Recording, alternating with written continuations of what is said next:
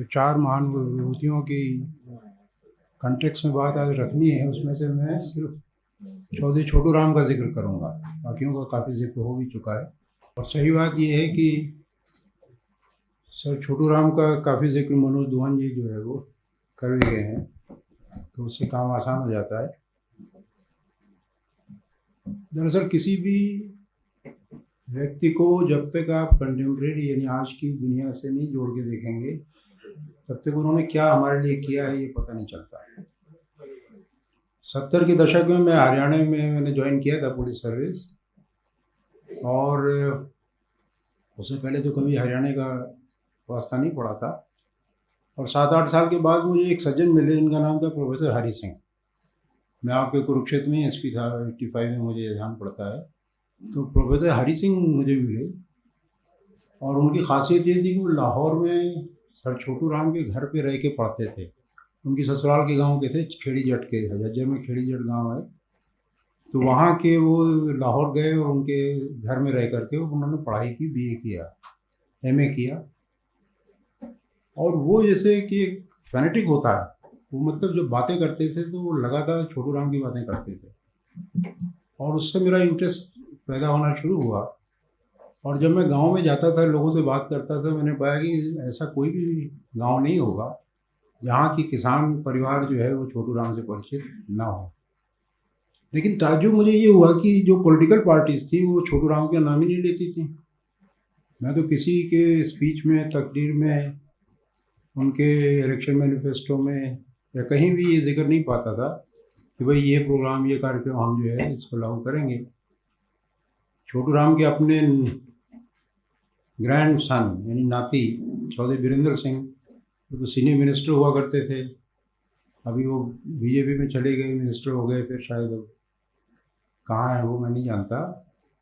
लेकिन उनसे एक बार बात हो रही थी तो वो कह रहे थे कि भाई अगर मैं नाम लूँ तो कांग्रेस मुझसे नाराज़ हो जाएगी, और बीजेपी तो खैर नाम ले ही नहीं सकती, उनके लिए तो वो आग का अंगारा है, क्योंकि फिरका परस्ती के खिलाफ बातें किया करते थे। आज भी नाम नहीं लेते। आज भी अगर वो कोशिश करते हैं कि भाई रूरल एरिया में हमारा प्रभाव पैदा हो, तो छोटू राम का नाम नहीं लेते। छोटू राम को अभी आज के दो कंटेक्स्ट में देखना चाहिए। एक तो तुरंत अभी नूह में आपने देखा होगा कि कम्युनल टेंशन हुआ, झगड़ा हुआ, फसाद हुआ, और उसके बाद ये कहा गया कि हम दोबारा उसी तरीके का माहौल जो है पैदा करेंगे। सब जानते हैं कि साहब ये बजरंगी गुंडों को सरकार, हरियाणा की सरकार पैट्रनाइज कर रही है। उन पे एडमिनिस्ट्रेशन का कोई बस नहीं है। उनको खुली छूट दी गई है कि तुम जो है कॉर्पोरेलाइजेशन जो है वो हमारे लिए हासिल करो। कोई मुझसे पूछ रहे थे कि वहाँ पे क्या करना चाहिए लॉ एंड ऑर्डर के लिए, तो उससे पहले एक बड़ा अच्छा स्टेटमेंट आया था। आपने देखा होगा एक ही संगठन था जिसने कि इसमें बहुत एग्रेसिव रोल पैदा लिया, बहुत एग्रेसिव स्टांस लिया। उन्होंने कहा कि हम जो है वो वहाँ भी आकर के और कम्युनल पीस को इस्टेब्लिश कर सकते हैं, और वो था किसान संगठन। किसानों के अलावा मैंने तो कोई देखा नहीं ऑर्गेनाइजेशन जिसने कि ये काम किया हो। कांग्रेस पार्टी भी जो मोहब्बत की दुकान की बात करती है, लेकिन उनकी रिटेल शॉप जो है वहाँ पे नहीं पहुँची कोई भी। तो सवाल ये है कि आखिर ये किसानों को ये बल मिलता कहाँ से, ये कहाँ से खुराक मिल रही है। मैं ये नहीं कहता कि सारा किसान जो है वो एक सेकुलर फंड में शामिल हो गया है, लेकिन जो बेसिक सोच, जो किसानी की जो सेकुलर सोच है, वो कहाँ से आती है। और उसमें बहुत बड़ा रोल जो अगर मुझसे आप पूछिए तो छोटू राम के अपने विचारों का, उनके कार्यक्रमों का, उन्होंने जो किया था उसका है। जब मैं थोड़ा सा अध्ययन करने लगा छोटू राम के बारे में, तो मुझे दो तरीके की चीज़ें मिली। उनके दो तरीके की राइटिंग्स मिलती हैं। जो उनकी स्पीचें छोड़ दीजिए, जो उन्होंने विधानसभा में स्पीचें दी होंगी, जो उन्होंने तरह तरह से अपने तकरीरें दी होंगी पब्लिक मीटिंग्स में, लेकिन जहाँ उनके थॉट्स मिलते, 1920s में एक उर्दू गज़ट नाम का, एक जाट गज़ट नाम का अखबार निकलता था साप्ताहिक रोहतक से, और उसमें वो अपने विचार जमींदारों के ऊपर बेचारा जमींदार नाम से। अच्छा खैर, तो मैं जैसे कह रहा था कि 2 सोर्सेज़ हमने देखे कि वो यूज़फुल है। एक सोर्स तो था उनका जो जाट गज़ट अखबार था, साप्ताहिक अखबार, उसमें वो लिखा करते थे बेचारा ज़मींदार के नाम से एक सीरीज़ उन्होंने लिखी और ये सीरीज़ उर्दू में लिखी गई। इसको प्रोफ़ेसर हरी सिंह ने मुझे उपलब्ध कराया। मैंने कहा भाई मैं तो उर्दू नहीं पढ़ सकता, वो हिंदी में ट्रांसलेट करके उन्होंने उपलब्ध कराया। और इसमें उन्होंने तरह-तरह से किसानों की क्या प्रॉब्लम्स है और उनके क्या सॉल्यूशंस हैं, इन सब की बातें की। जो मोटी-मोटी बात वो कहते थे, वो यही कहते थे बार-बार कि किसान को एक तो बोलना नहीं आता, फ़िरका परस्ती का शिकार है और तीसरी बात ये है कि वो तीसरी बात है अपने दुश्मन को नहीं पहचानता। तो सैनी साहब मुझसे ज़्यादा जानते होंगे, वो तो पूरे किसान आंदोलन में रहे ही हैं। तो मैं ये कह रहा हूँ कि वो कहते हैं कि मैं यही तो कराने के लिए आया हूँ। और देखो उनकी जो सारी उन 8-9 लेखों की सीरीज़ को अगर आप पढ़िए, तो आप पाएँगे कि उनकी जो थॉट प्रोसेस है वो उसके रूट्स 3 चीज़ों में हैं। एक तो क्लास में उनका रूट है, ये मैं बड़े ज़िम्मेदारी से कह रहा हूँ। उन्होंने कहा कि मैंने फ़िरका परस्ती के खिलाफ़ पहले जाट गोलबंदी की और इसके बाद अब मैं किसान गोलबंदी कर रहा हूँ। फ़िरका परस्ती के खिलाफ़ मैंने जाट गोलबंदी की, अब मैं किसान गोलबंदी कर रहा हूँ। दूसरा उनका जो रूट था वो वर्ग के अलावा जो है उनका, अच्छा वर्ग को भी उन्होंने आगे ऐसे ही यहाँ छोड़ा नहीं है, कहीं-कहीं बीच-बीच में उनका ज़िक्र आता रहता है। जहाँ वो एक कम्युनिटी रिस्पॉन्स की बात करते हैं, जहाँ वो एक जो है वो ऑर्गेनाइज़ रिस्पॉन्स की बात करते हैं। और जो एक दूसरा मैं और आपको उदाहरण दूँगा जो उनके राइटिंग से पता चलता है। दूसरा एक और उनका सोर्स सामने आता है कि एक सज्जन थे हारकोट बटलर नाम के, जो डिप्टी कमिश्नर थे रोहतक के 1914 से 1918 तक। उसके बाद वो वापस लंदन चले गए, फिर वो वापस आते हैं और वो काफ़ी सीनियर ब्यूरोक्रेट होकर के रिटायर हुए, कई जगह डीएम वगैरह रहे वो। तो उनका एक पत्र व्यवहार होता है छोटू राम से, जिसमें वो 5-6 सब्जेक्ट्स पे छोटू राम के वो ओपिनियन माँगते हैं, उनके रिव्यूज़ माँगते हैं। और उनमें एक न्याय के ऊपर भी है उनका, कि जो अंग्रेज़ी न्याय है उसके बारे में आप क्या कहना चाहते हैं? और उसके बाद उनका एक महिलाओं की भी स्थिति के बारे में भी है। स्वयं गांधी जी पे आप क्या कहना चाहते हैं? अभी मिस्टर दुव्वन ने कहा था सत्याग्रह पे वो थोड़ा वो उन्होंने एक तरह का व्यू दिया था, लेकिन एक लेख में छोटू राम कहते हैं कि भाई सत्याग्रह एक बहुत शानदार हथियार है। उसको कहते हैं बटलर को कहते हैं कि सत्याग्रह एक बहुत शानदार हथियार है। भाई तुम एक लाला लाजपत राय को मार मार सकते हो, तुम एक जलियांवाला बाग में मैसेकर कर सकते हो, लेकिन तुम सारी पब्लिक के सामने लाखों आदमियों को थोड़ी मैसेकर कर सकते हो। अदालतों में जनता पे केस नहीं चल सकता है, बड़ा फेमस स्टेटमेंट है उनका। अदालतों में सारी जनता पे केस नहीं चल सकता, जो हमने किसान आंदोलन में देखा। सरकार को झुकना पड़ा, क्योंकि सारे किसान आंदोलन पे केस थोड़ी तुम कर सकते हो। दूसरी चीज़ जो उनकी इम्पोर्टेंट थी, जो कि दुवन ने भी कहा था, कि उन्होंने ये कहा कि भाई हम अपनी नौकरियाँ क्यों छोड़ दें। उन्होंने एडमिनिस्ट्रेशन की जो इम्पोर्टेंस है सरकार की नीतियों को ले जाने में, उस इम्पोर्टेंस को अंडरलाइन किया। और एक चीज़ याद रखना आप सभी, कि आज भी तरह-तरह से उन्होंने एक्सेस ऑफ जस्टिस की बात की। जो उन्होंने जब कहा कि भाई अंग्रेज़ी न्याय के बारे में आप क्या कह रहे हैं, तो उन्होंने कहा भी अंग्रेज़ी न्याय के 2, अंग्रेज़ी राज का जो कैरेक्टर है वो 2 तरह का है। एक कैरेक्टर है उनका न्याय बहुत अच्छा था, उसके वो तमाम हमें फ़ायदे मिले। कम से कम शुरू में तो न्याय अच्छा ही था उनका, जो उन्होंने एक सबके ऊपर एक समान प्रणाली लागू की है, जो पहले अलग-अलग हुआ करती थी। इसी तरीके से उन्होंने और तमाम फ़ायदे गिनाए और उन्होंने नुकसान भी गिनाया, और उन्होंने कहा कि अंग्रेज़ों को आज नहीं कल तो देखो जाना ही पड़ेगा। और वहाँ पे उन्होंने ज़िक्र किया कि असहयोग एक बहुत शानदार हथियार है, क्योंकि जब आप सारी जनता लाखों खड़ी हो जाएगी, तो आप कितनों को गोलियाँ चला सकते हैं और कितनों को जेलों में बंद कर सकते हैं।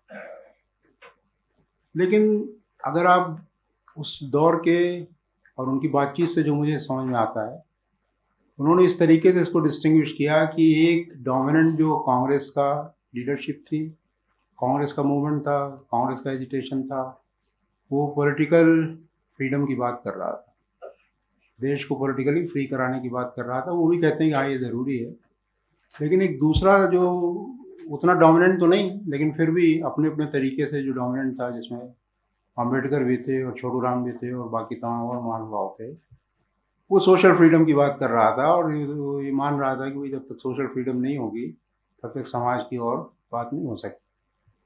हम सब जानते हैं कि बहुत बढ़िया कॉन्स्टिट्यूशन हमें दिया गया, काफ़ी मेहनत से कॉन्स्टिट्यूशन बनता है और दिया गया। लेकिन एक बात मैं आपको कहना चाहता हूँ जो मुझे छोटू राम को पढ़ के समझ में आती है, और ख़ुद भी मैं 35 साल जो एडमिनिस्ट्रेशन में रहा, वहाँ से भी समझ में आती है कि कॉन्स्टिट्यूशन चाहे आप कितना भी बढ़िया बना लो, कॉन्स्टिट्यूशन के पैर नहीं होते। जब किसी गली में, किसी सड़क पे, किसी गांव में लोगों को कोई ज़रूरत पड़ती है तो कॉन्स्टिट्यूशन चल के नहीं जा सकता, अदालत चल के नहीं जा सकती, मीडिया जा सकता है, लेकिन मीडिया का क्या हाल है वो हम सब जानते हैं। एडमिनिस्ट्रेशन जा सकता है, लेकिन एडमिनिस्ट्रेशन टोटली वन साइडेड है, अनडेमोक्रेटिक है और पूरी तरीके से पॉलिटिकल एग्जीक्यूटिव के हाथ मिलाए बैठा हुआ है। तो ये बात छोटू राम ने बार बार कही कि भाई एडमिनिस्ट्रेशन को जब तक आपके हाथ में नहीं है एडमिनिस्ट्रेशन, तब तक आप कहीं पहुंच ही नहीं सकते, कहीं जा ही नहीं सकते। वो एक अलग चीज़ है कि डेमोक्रेटिक एडमिनिस्ट्रेशन कैसे बनाया जाए, वो एक अलग डिस्कोर्स का विषय है। लेकिन एडमिनिस्ट्रेशन की इम्पोर्टेंस यही है कि जो पैर कॉन्स्टिट्यूशन को अगर जाना है कहीं, तो एडमिनिस्ट्रेशन के थ्रू ही जाना पड़ेगा और उसके अलावा कोई चारा नहीं है। एक्सेस टू जस्टिस में उन्होंने 6 चीज़ें गिनाई। उन्होंने कहा भाई एक्सेस टू जस्टिस आपका क्यों नहीं ठीक होता है।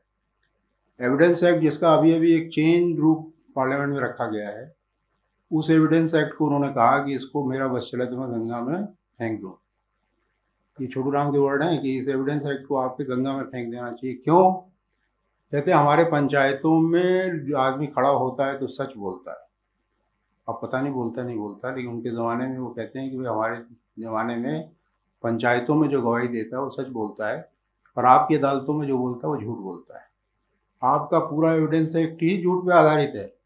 आप झूठ बोल करके ही गवाहियाँ बनाते हैं, झूठ बोल करके एविडेंस मैन्युफैक्चर करते हैं, और फिर आप उम्मीद करते हैं जज से कि वो जो है कोई सही फैसला देगा। फिर वो कहते हैं फिर मजिस्ट्रेट भी करप्ट है, फिर पुलिस वाले तो पूरी तरीके से करप्ट हैं। लेकिन एविडेंस एक्ट का तो बड़ी अजीबोगरीब चीज़ है। मतलब ये हिंदुस्तान में ही हो रहा है कि आज भी एविडेंस एक्ट और सीआरपीसी अलग अलग है। जहाँ भी दुनिया में जूरिस्प्रूडेंस आगे बढ़ा है, उन्होंने एविडेंस एक्ट और सीआरपीसी को मिला दिया है। भाई एक ही तो प्रोसीजर है, वही कोर्ट है, वहीं आपको प्रोसीजर एक ही किताब में क्यों नहीं रख सकते।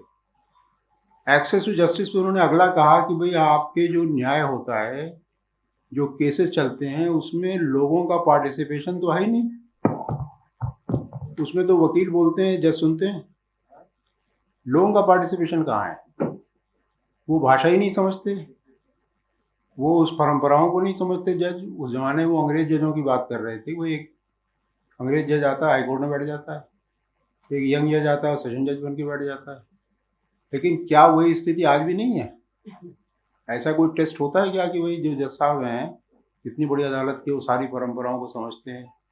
क्या वो भाषा में ही बातचीत होती है जिस भाषा में कि मतलब लिटिगेशन को सुनना चाहिए, लिटिगेंट को सुनना चाहिए? और सबसे बड़ी बात यह है कि एक्सेस टू जस्टिस में कि क्या लोग मतलब अदालतों में पहुंच सकते हैं, उतने साल गुजार सकते हैं?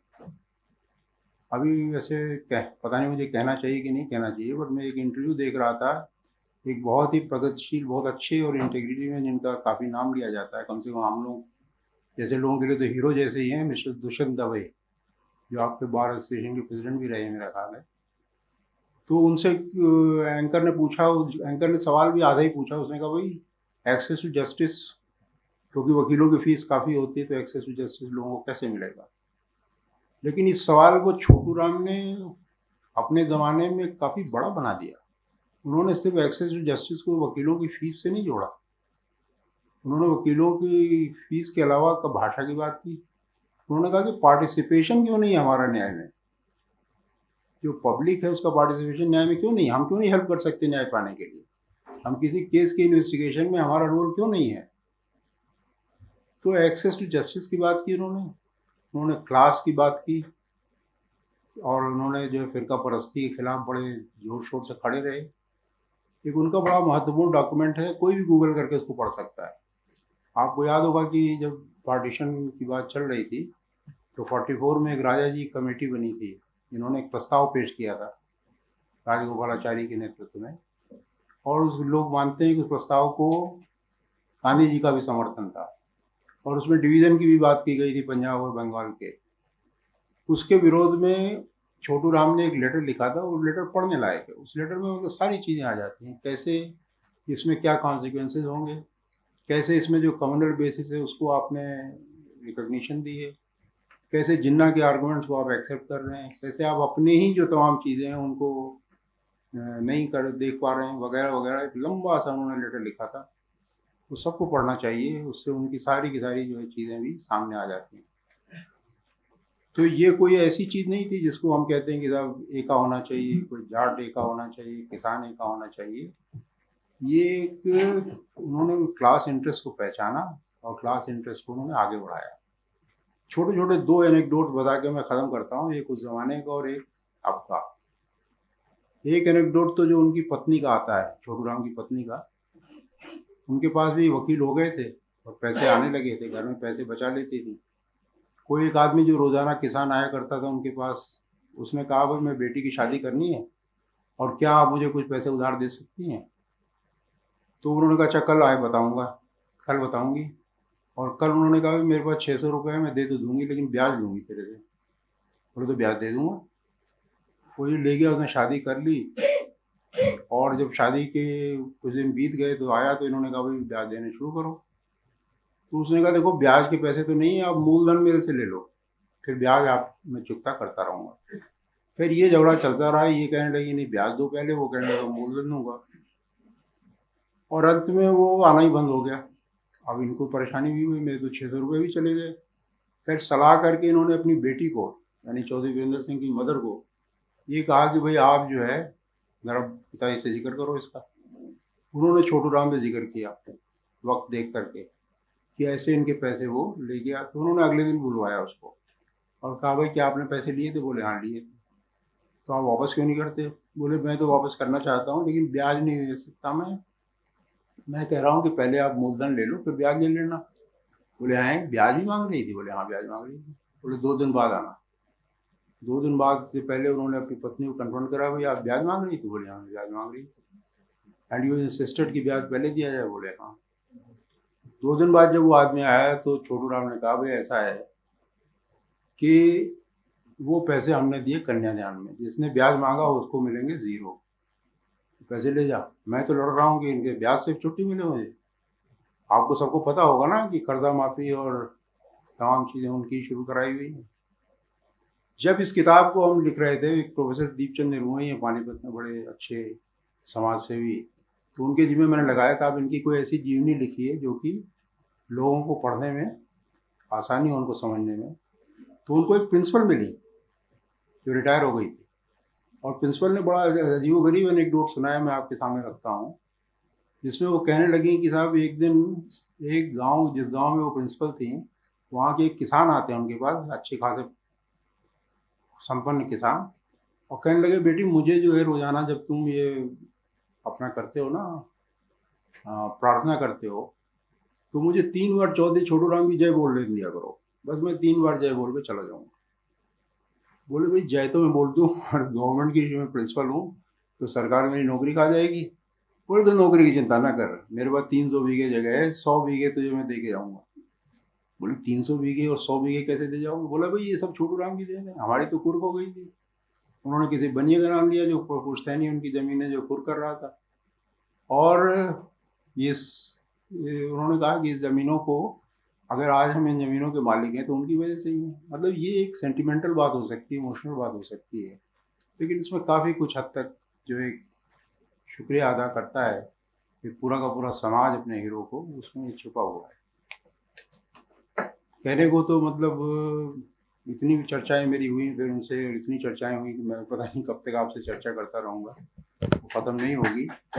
लेकिन सच्चाई ये है कि एक व्यक्ति जो उस ज़माने में वर्गीय दृष्टि से किसानों की समस्या को समझ रहा था, जो ये जानता था कि किसान को फिरका परस्ती से फ्री करने का जो तरीका है वो उसको जो है एक वर्गीय दृष्टि देना है, वो चेतना देनी है, ऐसा व्यक्ति एक सामाजिक न्याय का इससे बड़ा हीरो और मैं नहीं समझता कि हम उनको क्यों नहीं जिक्र कर पाते हैं। ये तो मिस्टर मलिक जो कन्वीनर हैं इसके, उनका हरियाणा से वास्ता है, तो उन्होंने चौधरी छोटू राम का नाम भी यहाँ पे रखा हुआ है, वरना मैंने बहुत कम ही देखा है सामाजिक न्याय की बात हो और उसमें जो चौधरी छोटू राम का न्याय जो है वो शामिल किया जाए, अमूमन नहीं किया जाता। हरियाणा से बाहर बहुत से लोग ये उनको जानते भी नहीं हैं, वो जमींदार शब्द सुन करके भड़क जाते हैं कि जमींदारों की बात करते थे, जबकि जमींदार और किसान एक ही होता है हरियाणा इस साइड में, पंजाब साइड में। वो दहकान शब्द इसीलिए यूज़ करते थे, जमींदार और किसान के वो इकट्ठा दहकान शब्द इस्तेमाल किया करते थे। बहुत बहुत शुक्रिया, थैंक यू।